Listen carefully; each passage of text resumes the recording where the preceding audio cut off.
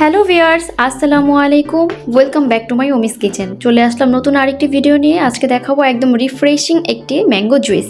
So এখানে আমি পাকা আম নিয়ে নিয়েছি প্রায় অনেকগুলো, 7 থেকে 8টি পাকা আম নিয়ে নিয়েছি। তারপর এখানে লাগছে হচ্ছে পুরো 1 কেজি গরুর দুধ নিব, তারপর হচ্ছে পরিমাণ মতো চিনি, আর এখন হচ্ছে সর্বপ্রথম আমের আটি থেকে আমগুলোকে ছাড়িয়ে নিতে হবে। তো আমরা সেটাই করছি, ছাড়িয়ে নিচ্ছি। তারপর হচ্ছে আমগুলোকে একদম ভালোভাবে চটকে নিয়ে দুধটাকে মেশাবো, চিনি মেশাবো, সব কিছু একসাথে মিশিয়ে তারপর ব্লেন্ডারে একদম পুরো মিহি করে নিব।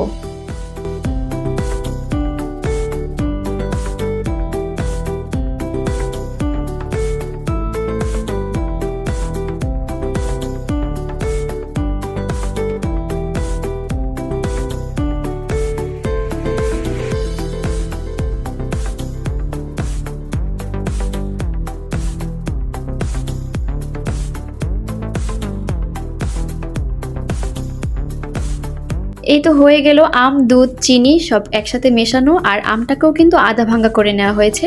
তারপর এখানে ব্লেন্ডার করে নিলেই হয়ে যাবে ম্যাঙ্গো জুইস। এই গরমে ফ্রেশ রিফ্রেশিং একটা ভাইবস নিতে হলে এইভাবে যদি ম্যাঙ্গো জুইস খাওয়া যায় তাহলে কিন্তু খুব দারুণ হয়। আর থিকনেসটা ঠিক কীরকম রয়েছে সেটা আপনারা ভিডিওতে দেখলেই বুঝতে পারছেন। আমার মনে হয় থিকনেসটা এরকম থাকলেই খেতে আরও দ্বিগুণ টেস্ট হয়। সো আপনারা এখানে চাইলে বরফ কুচি দিতে পারেন। আজকের ভিডিওটি এই পর্যন্তই। দেখা হবে নতুন কোনো রেসিপি নিয়ে পরবর্তী ভিডিওতে।